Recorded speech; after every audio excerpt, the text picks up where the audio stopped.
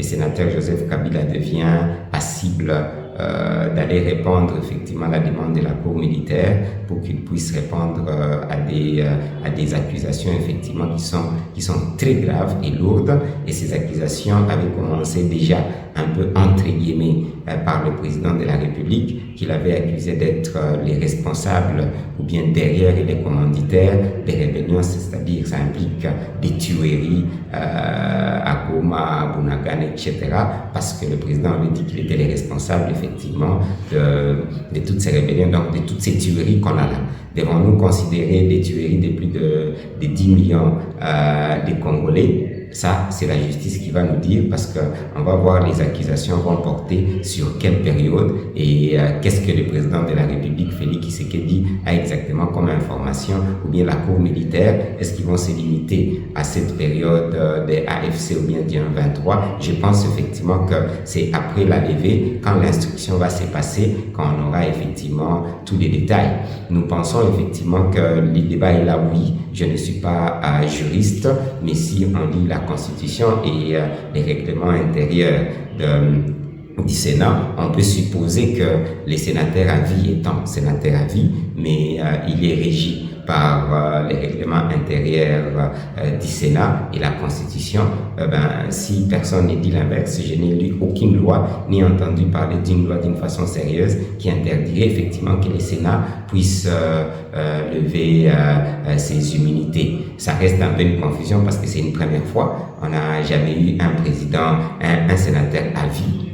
Mais je ne pense pas pour moi, en tant que professeur, en tant que le professeur docteur Dadi Saleh, que qui que ce soit peut avoir des immunités par rapport à cette situation grave et gravissime où on a des Congolais qui sont en train d'être tués, où on a des minéraux congolais qui sont en train d'être volés par le Rwanda et par d'autres forces matin, midi, soir, où on a tout un système politique, économique et social qui est en train de se détruire en République démocratique du Congo. Si quelqu'un est accusé d'une façon ou d'une autre, comme parmi les responsables ou bien responsables, ce qui semble être le cas pour ces cas selon le président Félix Tshisekedi et la Cour militaire qui l'a convoqué, qui a demandé qu'on lève les immunités. Donc, en tant que patriote, en tant que Muzalendo, c'est-à-dire quelqu'un qui aime sa nation, dans ce cadre-là, qui aime la terre de sa nation, il faudra que les sénateurs à vie, Joseph Kabila, soient capables de prouver que c'est faux, ou bien peut-être s'il est vrai. Et alors, comme tout Congolais, je ne pense pas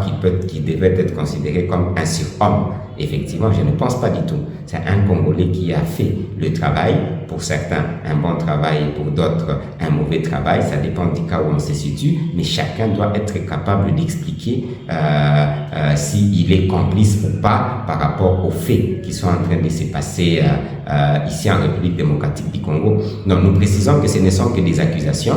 Le président, l'ancien président de Raïs Yavi, Joseph Kabila, est présumé être innocent. Et il a le droit effectivement de se défendre. Maintenant, la façon dont lui-même prend la chose, ça dépend de sa communication.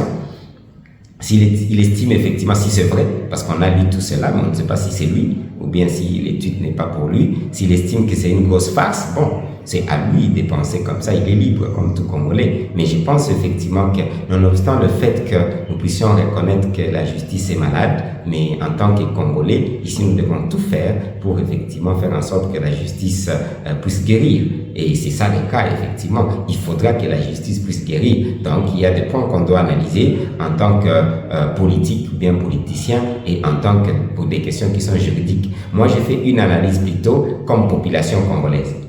Que ça soit politique, juridique, moi j'estime effectivement en tant qu'expert en économie et développement et analyste surtout de faits de sécurité économique et politique, j'estime effectivement que quelqu'un doit répondre. Et beaucoup de gens doivent répondre, ça va de toutes ces tueries en République démocratique du Congo, on verra s'il s'agit d'une farce ou pas. Mais ce n'est pas à lui de déclarer que c'est une farce. Donc nous sommes en train d'observer ce cas avec beaucoup d'attention parce que moi, en tant que Muzalendo, en tant que patriote, je pense qu'il y a beaucoup de gens qui devaient venir devant la justice congolaise et nous dire comment est-ce que ces gens-là se sont enrichis, ça va illicitement, ou bien comment est-ce qu'ils se sont enrichis et comment est-ce que beaucoup de gens ont laissé d'une façon directe. Donc la responsabilité peut être directe ou bien indirecte.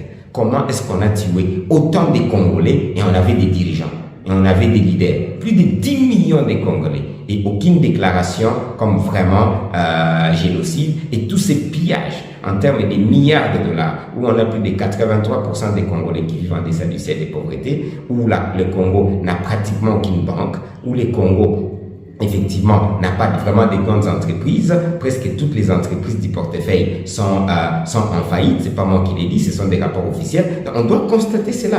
Il y a nécessairement des responsables. Il ne faut pas que les Congolais puissent penser qu'il n'y a pas de responsables. Et il y a plein de responsables.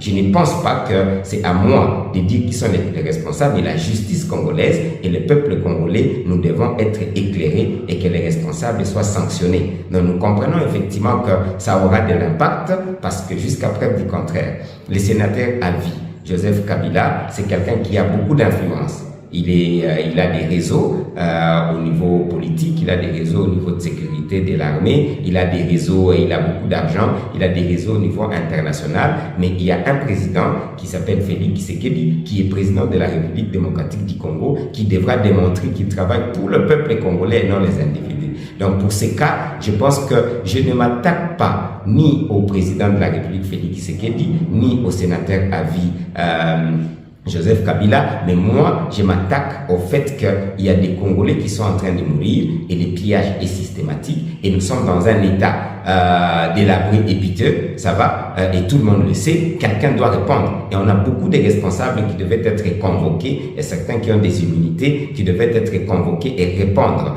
et nous dire exactement pourquoi nous arrivons dans une situation comme ça et pourtant nous avions des leaders et nous avons des leaders. Voilà ce qui m'intéresse. Donc, l'intérêt personnel des gens ne m'intéresse pas. Nous espérons effectivement que la justice va être capable de distinguer ce procès. Le procès, il y aura probablement que ce ne soit pas un procès politique, uniquement politique, mais que ce soit un procès technique où les coupables devront répondre devant le peuple congolais et doivent s'acquitter. Mais malheureusement, si nous risquerons de supposer que si quelqu'un vous accuse et que lui-même risquerait d'être dans le même cas, voilà encore le vrai problème que nous risquons d'avoir. Parce qu'effectivement, ça risquerait d'être exactement comme ça a été dit, comme une farce. Mais moi, professeur Dr Dadi Saleh, je pense que je me place du côté du peuple congolais où nous n'avons pas besoin d'un homme. Nous avons besoin de tous les responsables, où qu'ils soient. Si c'est le président de la République actuelle lui-même, que tous les responsables, effectivement, répondent devant la justice et que ça puisse nous permettre de ne plus jamais considérer qu'il y a des intouchables en République démocratique du Congo et que tout le monde devra répondre devant la justice et travailler pour la nation et non pour lui-même ou bien pour une catégorie de personnes.